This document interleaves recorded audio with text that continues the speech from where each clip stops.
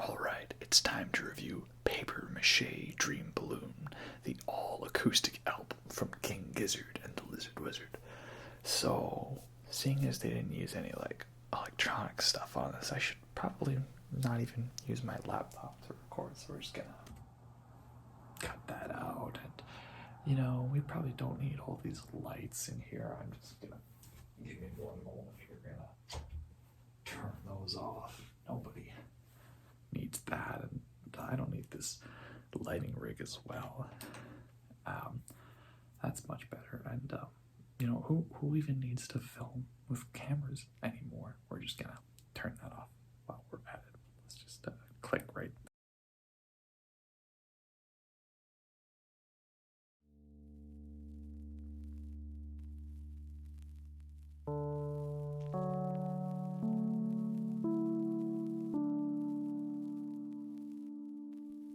Okay, well, I guess if we're going to be doing an ASMR sort of review of an album, we kind of have to use some electronic things. I don't know how I would film this acoustically unless I got an actual film projector for this, but that's a little outside my price range for these videos, as it is just a fun little hobby. Anyway, so we're talking about Paper Mache Dream Balloon, I daydream of Moonbeam, or whatever the lyric is. So for this video, I found this beer. This is the Daydreaming Passion Fruit Session Sour. That is a light beer, only 3%. And because it's like stuck in a daydream under the moonbeam, or whatever the lyric is. That's a nice beer. Nice little tasty piece. It's very light, not heavy, very light. And it's sour, quite sour. You definitely taste the sourness to it. But with a bit of the fruity sour, it's not a hoppy sour or a bitter sour. It's a passion fruit sour. Nice little tasty, summery sort of piece with some very nice artwork. The other thing I had thought about getting for this video for a beer was the something very bittery, like a very, very hardcore IPA, for the bitter boogie.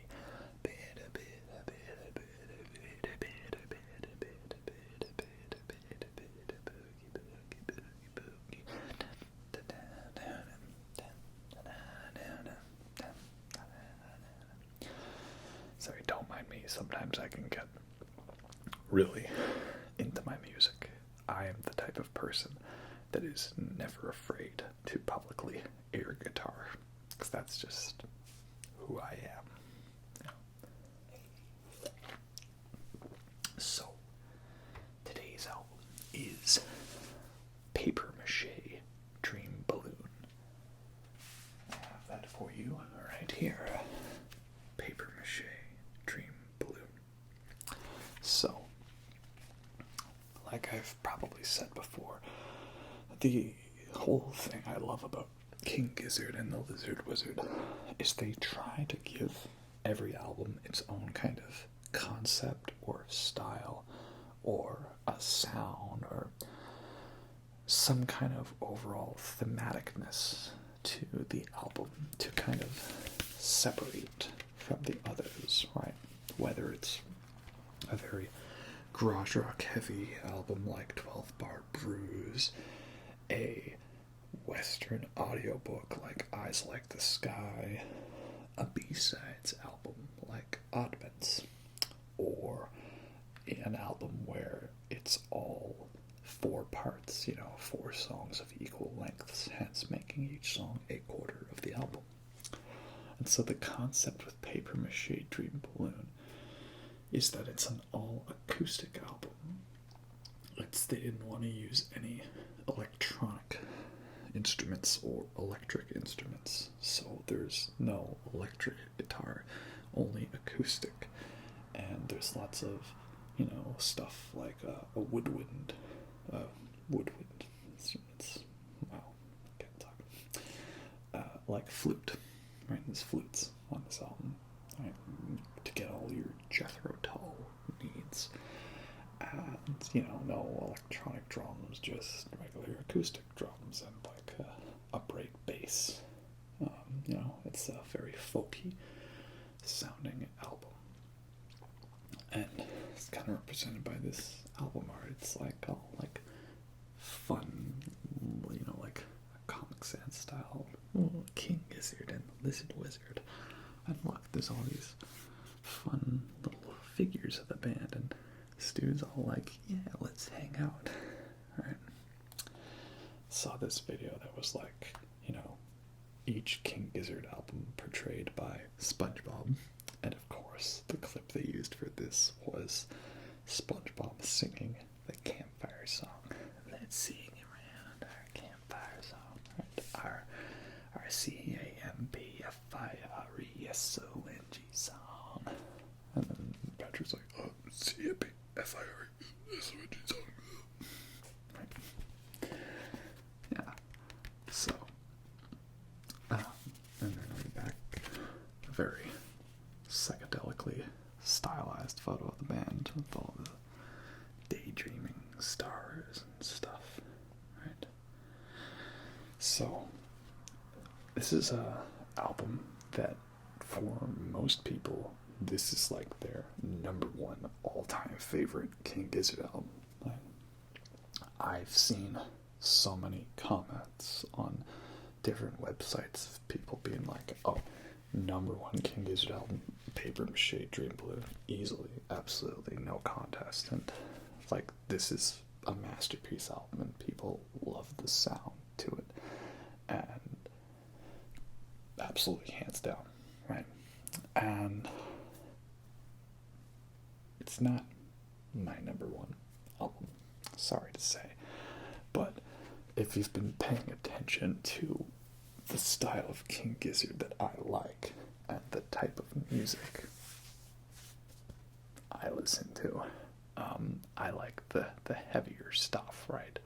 So, for me, I prefer the microtonal stuff like KGLW and Flying Microtonal Banana, and I like the doomy heavy stuff like The Great Chain of Being and Infest the Rat's Nest. I have a poster of it. And I like the weird stuff like Side Boogie from Fishing for Fishies and all the weird spoken word Murder the Universe stuff, right? That's my style. But I totally get why people like this style of King Gizzard, and they've always had that soft, psychedelic, very 60s, 70s, obscure influence to them. I mean, you can tell this if you watched that What's in My Bag video from them. Like, all the bands they talk about as being their influences, it would definitely lend to this type of album. So this is probably the ultimate evolution of their soft psychedelic sound. So I can see why this is most people's favorite album by them. And every time I listen to it, I do think it is really great. It's just, the sound for me is not necessarily like my favorite sound of King Gizzard, right? Like, what's an example I could compare this to? Maybe not the best example, but like, if you watched my Metallica video, you know that I actually like Load and Reload's sound a lot. But that's not my favorite Metallica sound, right? I like it. It's a cool sound. It's a cool style, but it's not my favorite sound or style that they did, right? That was like the Puppets and Justice era, which I think most people can get behind on agreeing with me on that one, at least.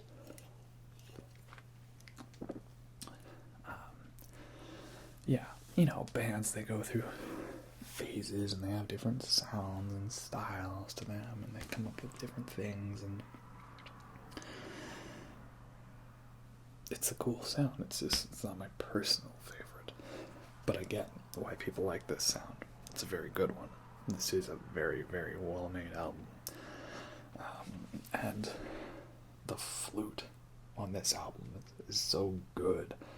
Just put on this album and listen to the beginning of Sense and just tell me if that just doesn't get you hooked.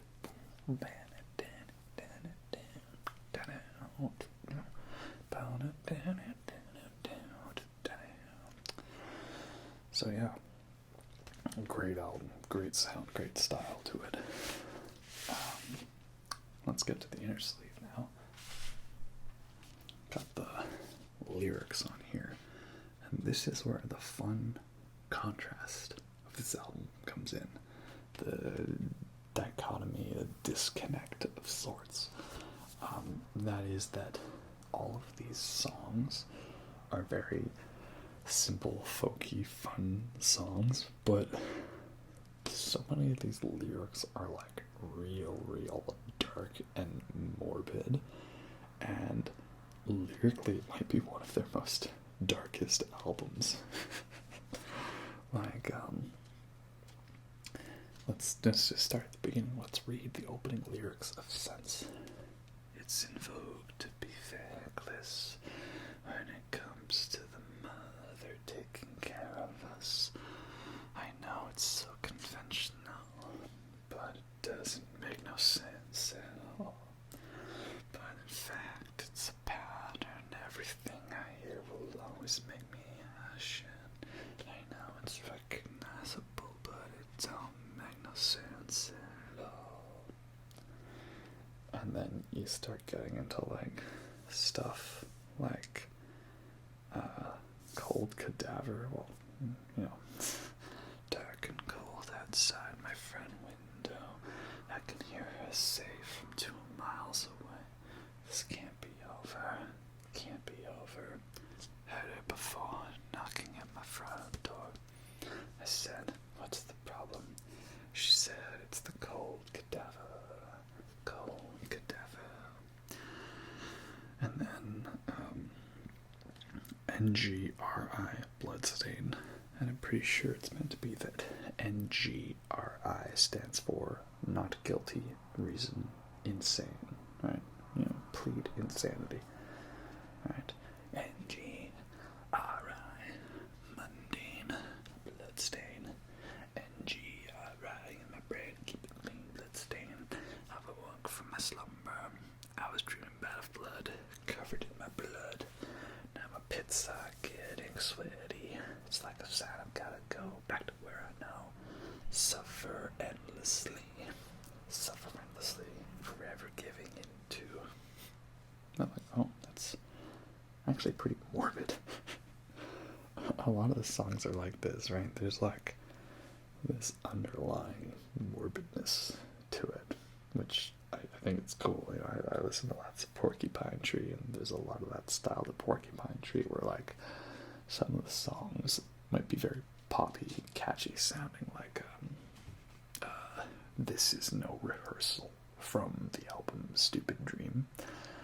But actually, you read the lyrics to what that song's about, and it's about like this kid who got abducted from a mall and was murdered, and it turns out the abductees were also kids. It's not really the most relaxing topic for an ASMR video now, is it, Tarzan? Yeah. I think people know what they've signed up for when they come to my channel at this point, right? We know what my style is. So, that's also pretty cool. I like that disconnect between the happy folky music and the fun little figures on the album. Like, right?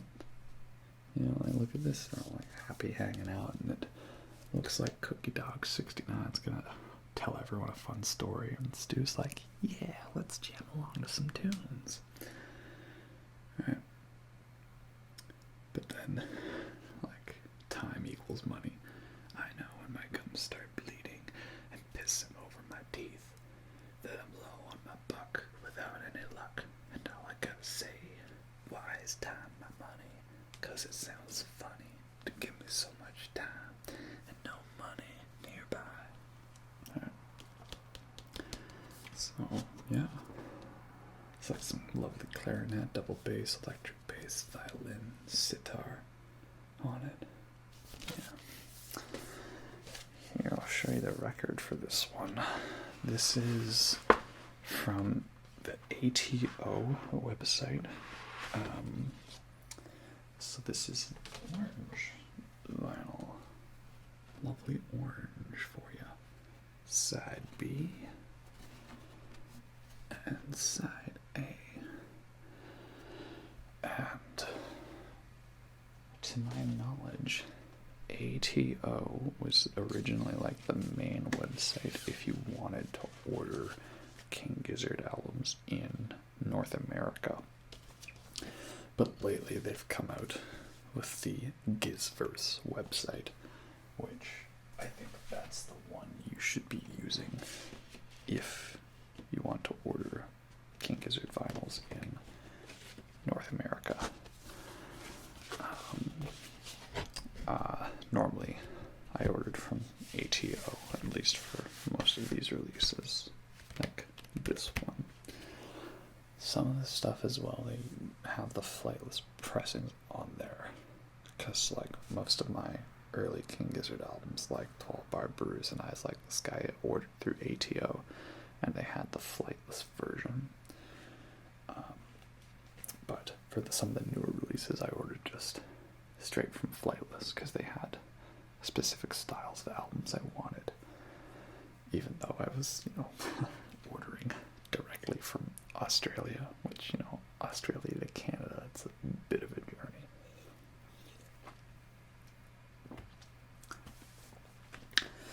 But yeah, Paper Mache Dream Balloon, very fun album. A lot of great songs on here. Trapdoor, definitely one of the highlights to it. Very fun song, Trapdoor, Trapdoor, Trapdoor, Trap. It's definitely Admiral Akbar's favorite song. And Bitter Boogie's great song. Lots of tasty harmonica bit, and I love that. Oh, did they get that sound of the descending guitar lick by just simply like strumming an open string and tuning it down, That's what it sounds like to me. That's very good. I also love the ending to the album. The song is called just simply Paper Mache, but what it is it's like a sort of summary of the album per se, like an overture at the end, because it's a little bit of each song from the album, but with the vocal line done by a flute. And so there's a little bit of each one. It starts off with Sense and just goes through the album. And it's got a really, really creepy ending. Probably one where I'm sure if I had, fallen asleep to this album, probably would have woken me up, right? And it's like, there's this weird sound, and it's like, you get to the end of the album, and then the whole album reverses at a very fast speed, and then it plays forward in double the speed that it was reversed.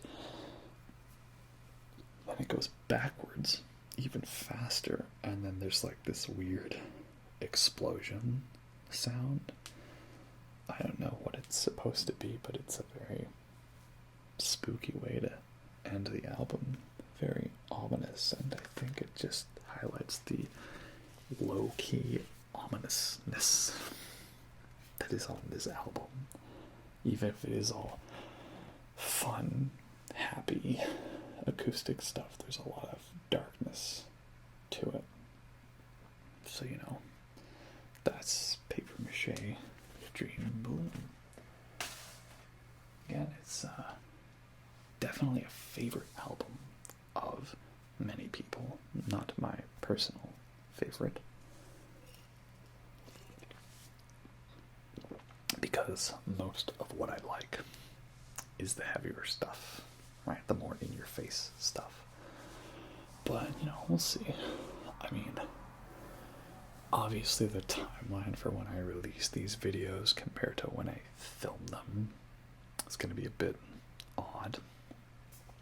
But at the time of filming this one, not editing it, filming it, they have announced Butterfly 3000, but it has not been released.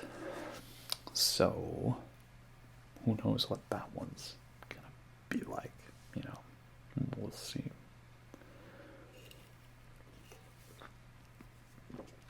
Yeah. Again, if this is your favorite album, don't worry. I'm not saying I don't like it. I do like it. But I like a certain sound of King Gizzard a lot more than this one. Right? But it's good. Very good.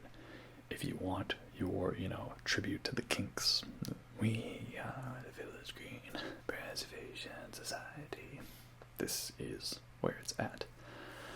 And you know, it was so cool that King Gizzard managed to put out 2 really fun, chill albums, Quarters and Paper Mache, in 1 year, 2015. What's coming up next is they only had 1 album in 2016, but oh my lord, did they really make 1 album worth it. That's for sure. If you know, you know. And I think this concept at the end of Paper Mache, the idea of the album going forwards, then backwards, and then like looping in on itself, I think that really opened the door to a new layer of King Gizzard's music, if you know what I mean. Anyway, that's all I got to say about Paper Mache Dream Balloon. Very, very fun, dark, depressing album. Anyway, I hope you all enjoyed that, and I'll catch you next time. Have a good night.